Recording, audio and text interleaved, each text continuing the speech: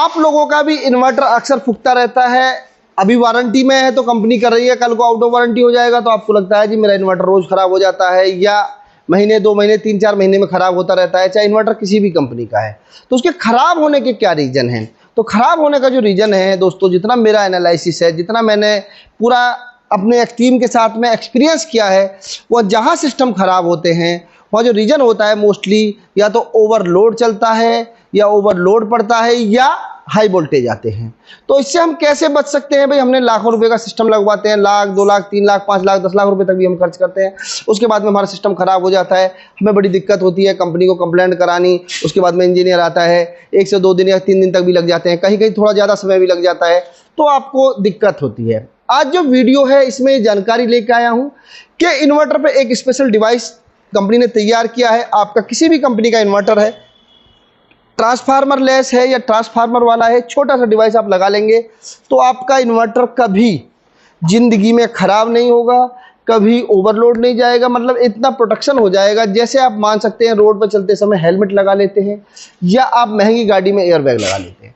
तो मतलब आपके सिस्टम को कभी दिक्कत नहीं आने वाली है, चाहे आपका सिस्टम किसी भी कंपनी का है, किसी भी टेक्नोलॉजी का है। तो इसके बारे में आज थोड़ा डिटेल में जानकारी देंगे। कुछ मेरे दर्शक ऐसे होंगे जो सोलर को समझते हैं, टेक्नोलॉजी को समझते हैं, या इंजीनियर हैं। कुछ लोग दर्शक नए भी होंगे जिनको इन चीज़ों से मतलब नहीं है। लेकिन दोस्तों, अगर आप सोलर सिस्टम लगवाना चाह रहे हैं, सोलर इन्वर्टर लगवाना चाह रहे हैं, या कोई भी इन्वर्टर डिवाइस लगवाना चाह रहे हैं, तो पैसा आपका खर्च होता है, तो उसके बारे में तो अगर थोड़ी जानकारी आप लेके रखेंगे तो कभी आपको दिक्कत नहीं आने वाली है। तो दोस्तों, इस वीडियो में अंत तक रहें अगर आपका थोड़ा सा भी इंटरेस्ट है इन्वर्टर में, बैटरी में, या सोलर सिस्टम में। और मैं हूँ आपका दोस्त विजय यादव। चैनल पर आप नए हैं, चैनल को अभी आपने सब्सक्राइब नहीं किया है तो चैनल को सब्सक्राइब कर लें, बेल आइकॉन भी दबा दें, जिससे आने वाली प्रत्येक वीडियो की नोटिफिकेशन आप लोगों को मिलती रहे दोस्तों। और आते हैं अपने टॉपिक पर बिल्कुल समय ना गंवाते हुए।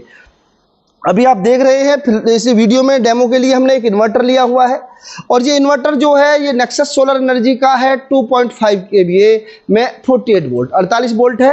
तो इस पर हम क्या है कि इस डिवाइस को लगा के आपको दिखाते हैं ये कैसे प्रोटेक्शन करता है, कैसे आपके इस डिवाइस को सेफ्टी देता है, और क्या इसका वर्क होने वाला है।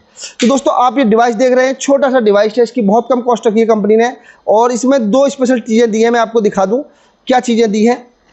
नॉर्मल ये आउटपुट के लिए डिवाइस बनाया है, तो जैसे इन्वर्टर का आउटपुट आता है तो ये क्या करता है, इसमें आप ये देख रहे हैं, ये एक डिवाइस है। इस डिवाइस को अपने हिसाब से आप एडजस्ट कर सकते हैं, सेटिंग कर सकते हैं। लेकिन जो लोग जानकार नहीं है वो सेटिंग ना करें, पहले पूरी वीडियो देख लें और समझ लें। साथ में एक ये डीपी स्विच दिया है ऑन ऑफ के लिए, देखिए अब बंद हो गया, ये चालू हो गया। तो ये क्या किया है हमने इसमें डिवाइस में, पहले आप देखेंगे इन्वर्टर पे लगाना कहाँ है। ये आउटपुट डिवाइस है इन्वर्टर का, जहाँ आउटपुट होता है।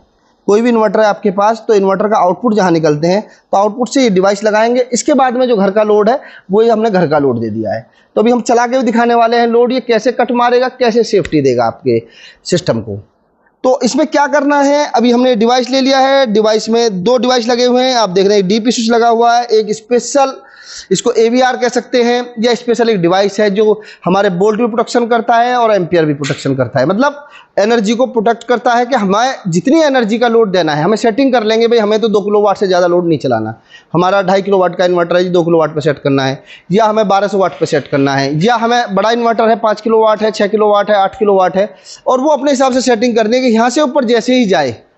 क्योंकि कुछ अप्लाइंसेस ऐसे होते हैं दोस्तों जिसका हमें आइडिया नहीं लगता, हम समझते हैं जी हमारा 3 एम्पियर ले रहा है, 4 एम्पियर ले रहा है, पर कुछ टाइम के लिए कभी कभी स्पेशल जर्क लोड बढ़ जाता है, या कहीं कहीं टचिंग हो जाती है, या शॉर्टिंग हो जाती है, और उसका सारा लोड हमारे सिस्टम पे आ जाता है, इन्वर्टर पे आ जाता है। उस सिस्टम में हमारे सिस्टम के मॉस्फेट बर्न हो जाते हैं, या उसकी जो PCB है, उसकी जो टेक्नोलॉजी में जो भी कार्ड या जो भी IGBT वगैरह उसमें यूज की गई है वो टेक्नोलॉजी फेल हो जाती है। फिर आप लोगों को दिक्कत होती है जी मैंने इतना महंगा सिस्टम लिया और मेरा ख़राब हो गया। तो दोस्तों, सिस्टम कभी ख़राब ही ना हो, हम उस बात पर बात कर रहे हैं। तो इस प्रकार से सिस्टम ले लेंगे, और ये काम कैसे करता है मैं आपको दिखाऊँ।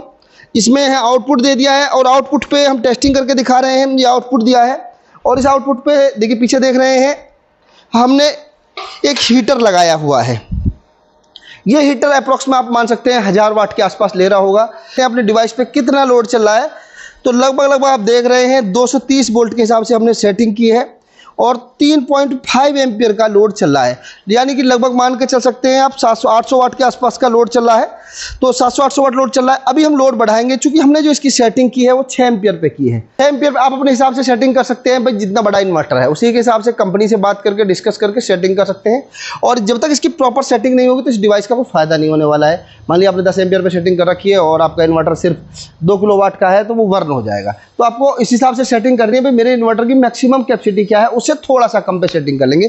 तो अभी हमने 6 एम्पियर पे सेटिंग की है और हम लोड चला के थोड़ा बढ़ा के दिखाते हैं। अभी आपको एक हीटर और चला के दिखाते हैं। तो मैं अपने सहयोगी से कहूँगा एक हीटर के तार और लगाएं, जरा हमारे दर्शकों को दिखाएं जिससे वो आसानी से समझ सकें। कुछ लोग टेक्निकल जरूर होते हैं हमारी वीडियो में, जो एक वीडियो को पूरा देखते हैं, कंप्लीटली देखते हैं। उनके प्यार के सहयोग की वजह से ही हम पूरी कॉन्फिडेंस के साथ आपके लिए वीडियो बना के लेके आते हैं। देखिए हमने दूसरा हीटर भी लगा दिया है, 2 हीटर के तार लग गए हैं। अब हम देखेंगे एम्पियर बढ़ गया है हमारा और एम्पियर ज़्यादा होके रहे हैं, ये हमारा कट हो गया, ये ऑटोमेटिक कट हो गया है। अब इसने आप आगे का आउटपुट बंद कर दिया है, दोनों हीटर बंद हो गए हैं। और हमारे जो इन्वर्टर है, यानी हमारे इन्वर्टर पे बिल्कुल जोर नहीं पड़ा है, उसको पता भी नहीं चला है कब आगे का आउटपुट कट कर दिया गया। अभी तक आपने जो वीडियो देखी होंगी ACDV DCDV नाम से सुना होगा इस तरीके के डिवाइस, तो आपने देखा होगा जी ट्रांसफार्मर लेस पे तो लगाते हैं, आप तो ट्रांसफार्मर वाले पे दिखा रहे हैं। दोस्तों इसका ट्रांसफार्मर लेस और ट्रांसफार्मर वाले से कोई मतलब नहीं है, ये आउटपुट का कटअप है। क्योंकि मोस्टली क्या होता है, एक तो बिजली फ्लक्चुएट करने की वजह से हमारे इन्वर्टर में जब भी टेक्नोलॉजी का दिक्कत आती है तब आती है, या ओवरलोड की वजह से। तो ये ओवरलोड डिवाइसेस को बोल सकते हैं किसी भी इन्वर्टर पे, चाहे वो ट्रांसफार्मर टेक्नोलॉजी है या नॉन ट्रांसफार्मर टेक्नोलॉजी, आप लगा सकते हैं। इसकी बहुत ज़्यादा कॉस्ट नहीं पड़ने वाली है, कॉस्ट के बारे में हम बताएंगे अभी आपको। तो ये चला सकते हैं। अब हमें लोड जैसे हम कम कर देंगे तो ये ऑटोमेटिक चल जाएगा। एक बार लोड भी कम करा के दिखाते हैं हम आपको, तो आप लोगों को ये होगा जी बार बार क्या करना पड़ेगा हमें। अब हम लोड कम कर देंगे तो ये कुछ टाइम के बाद ऑटोमेटिकली रिले अपने आप ऑन होगी।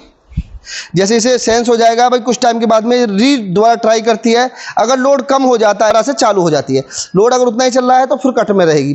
पहले सेंस करती है ये और ऑटोमेटिक तकरीबन 10 से 15 सेकंड में दोबारा से ऑन हो जाएगा। आपको ऑन करने नहीं जाना पड़ेगा कि बार बार आपको ऑन करने ऑफ करने जाना पड़ेगा।